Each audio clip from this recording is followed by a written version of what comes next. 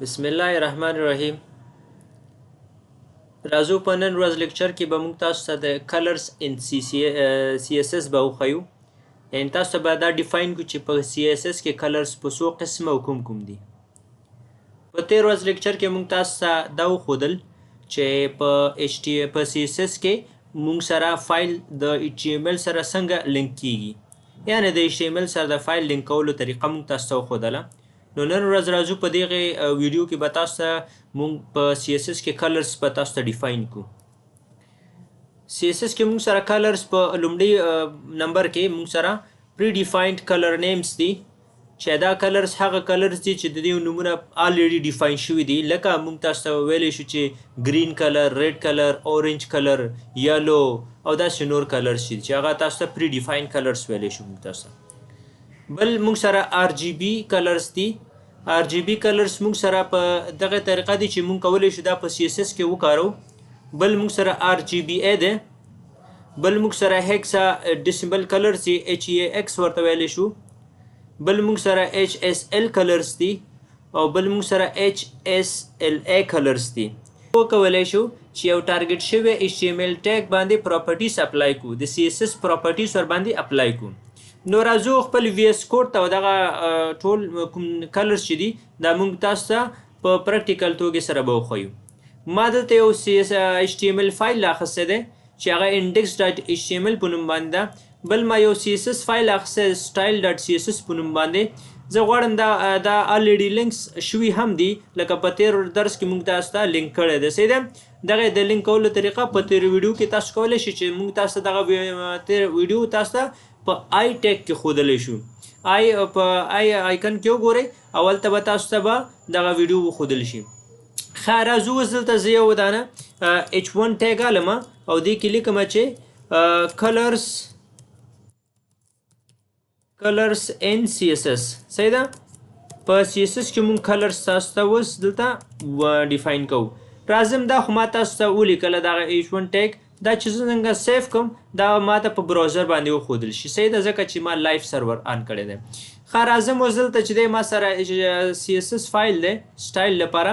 دې کې زه کوم کلر چې موږ تاسو ویلي، لکه زه راځم تیار باډي باندې به دا اپلای کوم. باډي مې ورته ټارګټ که، ورته مې ویلي چې بیک ګراوند کلر ورته ورکړه.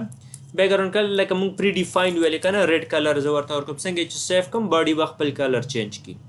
صحیح ده. لکه بل کلر موږ ورته سلیکټ کوو، لکه وګورئ دلته موږ سره بنچ آف کلرز دي، لکه بلیک ورته سلیکټ کوو. صحیح ده. څنګه چې زه سیف کوم دا به ټول براوزر به خپل کلر چینج کړي. لکه یو اگزامپل بل هم کو، بیا بل کلر ته جمپ کوو. ګورئ دا کلر مې انتخاب کو، سیف مې که. څنګه چې سیف کوم دا براوزر به په خپله ځان ریفرش کړي.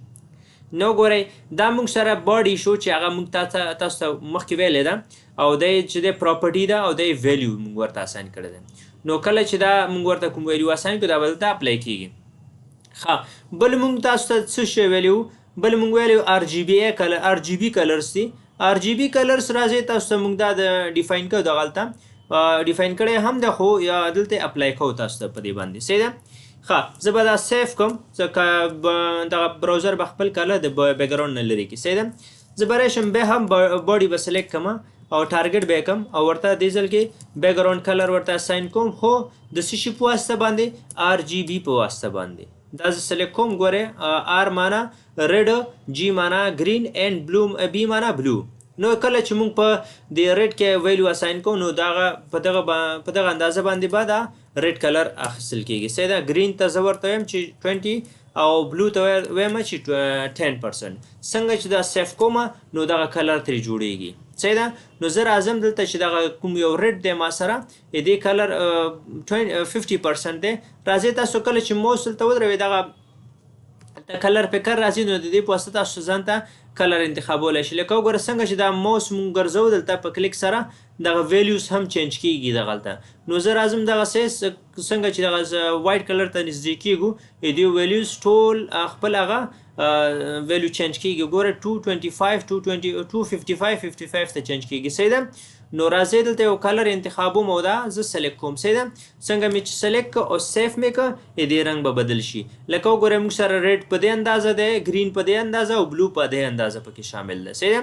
نو دا د موږ سره RGB کلر صحیح ده د RGB کلر اپلای کولو طریقه موږ سره دقه وه. راځئ مخکې ځو دغه خپل پریزنټیشن زه خلاصوم او تاسو ته پریویو کوم. بیا هم ګورئ کله چې مونږ پری ډیفاینډ خو تاسو ویل چې کوم کلر سي RGB ته راځو. RGB ګورئ ښه R stands for red, G stands for green and B stands for blue.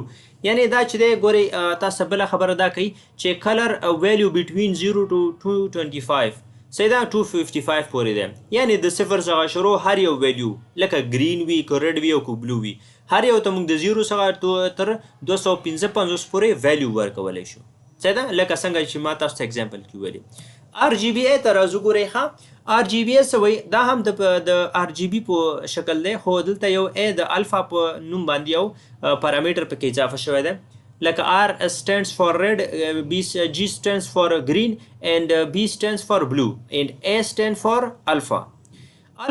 Alpha parameter is a number between 0.0 fully transparent. کچېرې موږ 0.0 ورکو دا به fully transparent شي لکه داسې خړ غوندې شي and 1.0 is not transparent at all. یعنی کله چې موږ ورته 1.0 ورکو دا به ترانسپیرنټ کیږي نه فولي کلر به شو کیږي صحیح ده یعنی خړوالی به پکې نه لکه دا الفا چې دی په کلر کې خړوالی راوړي. راځئ چې دا تاسو موږ لایف اگزامپل باندې وښیو. ښه زه راځم خپل VS کوډ ان براوزر خلاصوم او زه ورته وایم ښه د باډي ټیګ نه ورانوم فقط دغه پراپرټي ان ویلیو چینج کوم صحیح ده. بیک ګراوند کلر زه ورته انتخابوم ورته وایم چې RGBA دې ځل کې را انتخاب کړه صحیح ده. څنګه چې واخیسته ګورئ دا ما سره رالل څه شی رالل ریډ کلر څومره به پکې زه اساین کړم زه ورته وایم چې 10% 10 ویلیو ورکړه صحیح ده. ګرین ته زه ورته وایم چې 12 ورکړه اینډ بلو ته زه ورته وایم چې بلو کلر باید په دې کې څومره اوسي 9% اوسي او الفا باید د دې خړوالی باید څومره اوسي دا باید داسې وکړئ ښه دې ته موږ ویلیو اساین کوو لکه 0.5 ورکوم صحیح ده. دا مې ورکړه او دا مې سیف کړه. ګورئ هغه رنګ پکې دغه په دغه شکل رنګ راغی صحیح ده. که چیرې زه دغه الفا ترې ډیلیټ کړم او راشم دا سیف کړم ګورئ رنګ څه شی دی بلیک کلر دی. که چیرې زه راشم دا الفا پکې اضافه کړم چې ورته وایم چې 0.5 ورته ورکړه نو دا که چیرې زه سیف کوم نو دا ګورئ خړوالی پکې پیدا شو لکه دا ترانسپیرنسي باندې کار کوي. څومره چې د دې ویلیو موږ زیاتو دا به څه شي ته نږدې کېږي هغه کلر ته به نږدې کېږي صحیح ده. یعنې دغه خړوالی به نور هم پکې اضافه کېږي لکه زه یو بل مثال تاسو ته وایم لکه 1.0 ورکوم صحیح ده. دا موږ دې پورې ورکولی شو سیف یې کړمه ګورئ بلیک ته راغی صحیح ده. که چیرې ورکو او که ورې نه کړو نو دا به خپل هغه چینجز به موږ ته ښیي لکه زه بل یو ویلیو ورباندې اپلای کوم 0.9 ورته ورکوم سیف یې کړمه ګورئ لږ خړوالی لري. که چیرې زه دا 0.3 ته چینج کړم او سیف یې کړم ګورئ نور هم روښانتیا پکې پیدا شو صحیح ده. نو دا موږ ته ترانسپیرنسي پکې اضافه کوي صحیح ده. نو دا موږ سره RGBA ښه نو دا زموږ د نن ورځ درس چې تاسو ته موږ په کلرز ان CSS باندې وښودلو یعنی دې کې تاسو ته موږ اگزامپلز هم درکړل. نو دا زموږ د نن ورځ درس د خپل نور نظریاتو لپاره زموږ ویډیو باندې کامنټ وکړئ د خپل ملګرو سره شیر کړئ او زموږ چینل ځان سره لازمي سبسکرایب کړئ.